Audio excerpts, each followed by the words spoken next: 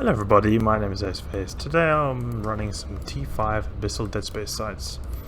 And today I wanted to talk to you actually about how it's important in EVE Online to not fly too expensive stuff, or at least compared to how much money you have. So as an example, I'm flying right now this Gila here. This Gila here costs me about 1.6 billion. And the implants cost about $1 billion ISK. And I mean, it's an expensive ship for how much I earn. Running these T5 Abyssal Dead Space sites earns me about 250 mil an hour. Sometimes more, sometimes less, but often it's not uncommon that it is more than that. So I mean, it would take me about 10-12 hours to get my whole setup back if I were to lose it. And it's quite a lot of time of grinding this. And I mean, to have that on the line, it would be quite a big thing if it were to die.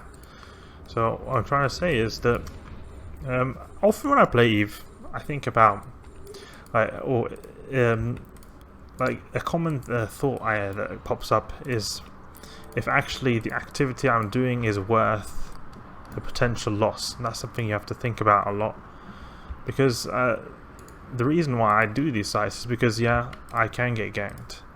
But the chance of me dying in this ship in the Abyss is so little. Like you can see here, I'm just chewing through these drones, these rogue drones, no problem. The chance of me dying though by a ganker or getting killed by them is quite low. But if they are to catch me, then that would not be such a good thing. And obviously it would cost me a lot of grinding hours, and I think it's something you have to really just consider. Like, is the risk worth what you get out of it? Because like for me, I feel like the 250 mil ISK per hour is a good enough reward for risking this ship right here. And also I won't lose the implants if I do get ganked. I'll just lose the ship, so 1.6 bill. So that then perhaps takes, we can do some quick math here, about 6 hours to get back. So I mean, there's still a bit of time, but it's not ungodly long. I mean, a couple of days if you can get it back, or we get it back in like one weekend. It's not that bad. And you honestly, you get ganked so rarely that I really, it does cut into your profits eventually if you do get ganked. But if you're smart about where you run your sites, don't run it in Jita, or if you do run it in Jita, don't run expensive stuff, then it usually is not that much of a big of an issue.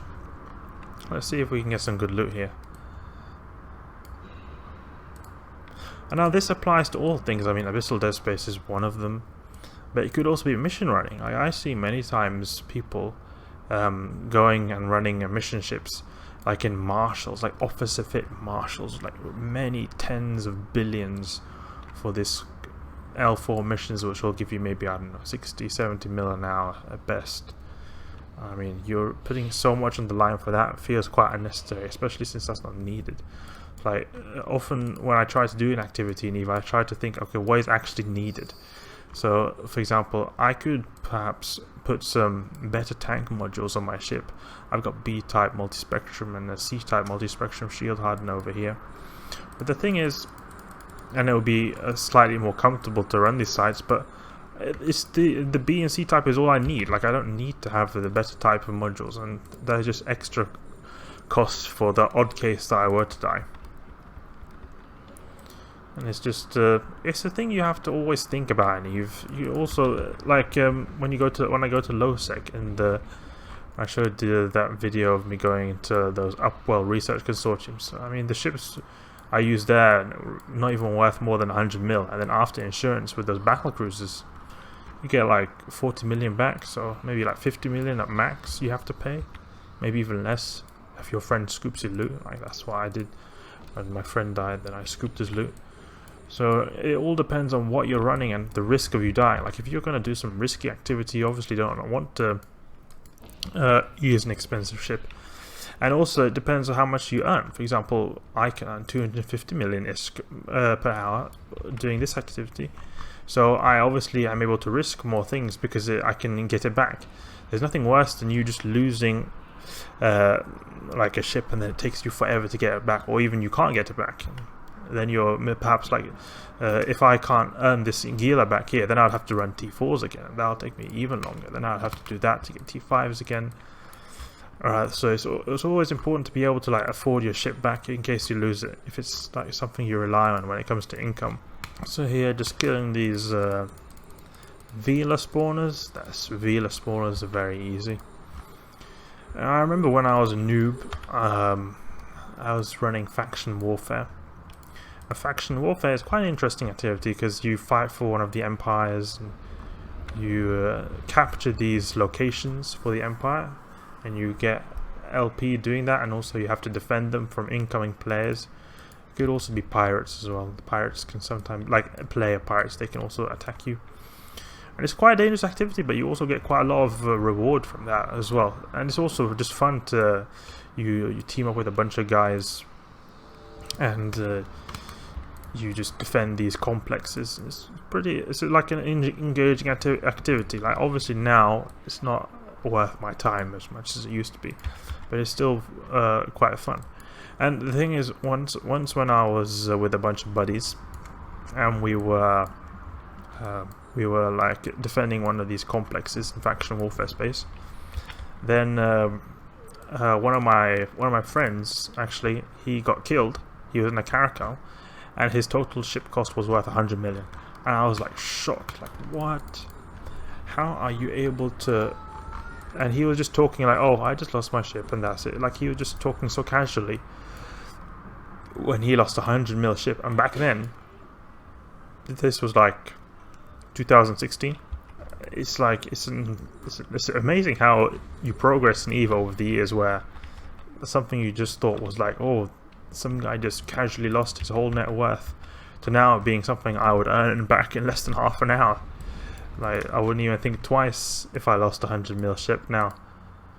So it's an interesting perspective, and it all goes back to this thing. It like depends how much you earn and how much you want to risk out there, and for what potential benefits there are. Faction warfare can be quite lucrative with the LP, and also in general quite fun. I mean, fun can also be counted as something you get back as a payout, like how much you want to risk, how much risk are you willing to risk for the potential fun. I mean, that's also an important thing to care about. I mean, it's fun and all.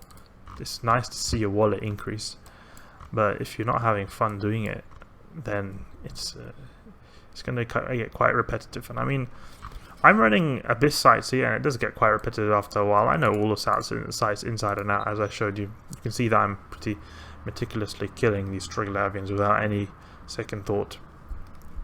So this can get quite repetitive, but the thing I like about Abyssal Death Space is there's still a bit of variation to it, and you still can't just shut off your brain.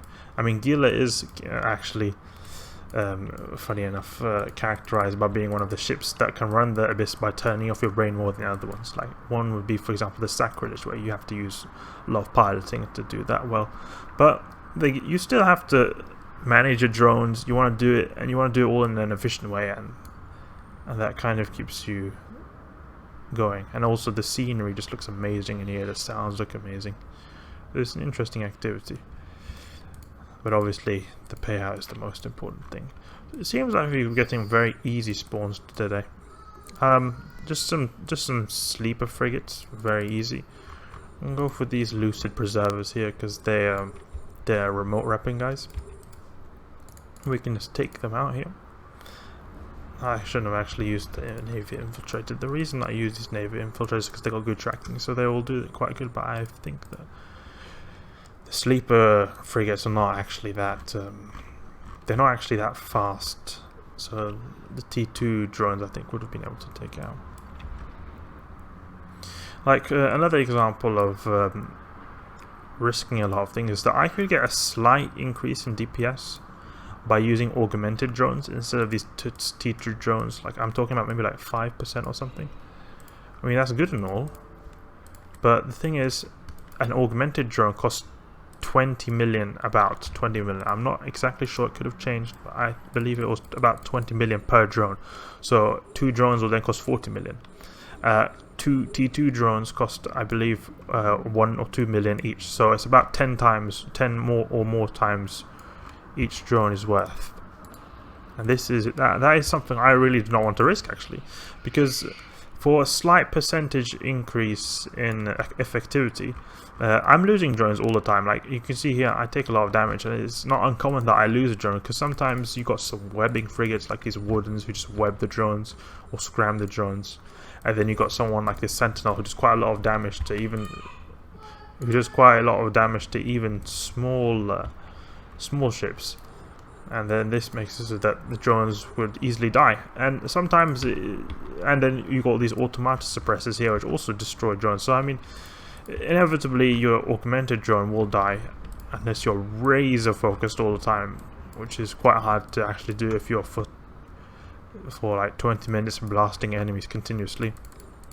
And even then, you could get unlucky spawns. Sometimes a rogue drone battleship can the overmind battleship can just switch to your drones and just one-shot your drones. So they would likely somehow die. And I mean, for that little percentage increase in ISK per hour, for having to risk just paying 20 million just for a single drone loss, that to me doesn't seem to be worth it. I'd rather much have a drone that's worth 10 times less and just a couple of percentage points less or worse in effectivity. So there's still thoughts that I have to think about. Another would be, you can have dual batteries for extra cap resistance. I have just one. You could use, and to be able to use dual batteries, you would often use these Thurifier batteries, because the Thurifier batteries are really expensive but have a very low power grid usage. So that allows you to then use two batteries at the same time, giving you insane newt resistance. But honestly, my piloting is good enough to avoid these, and if I prioritize the targets good enough, newts are never really a big problem for me.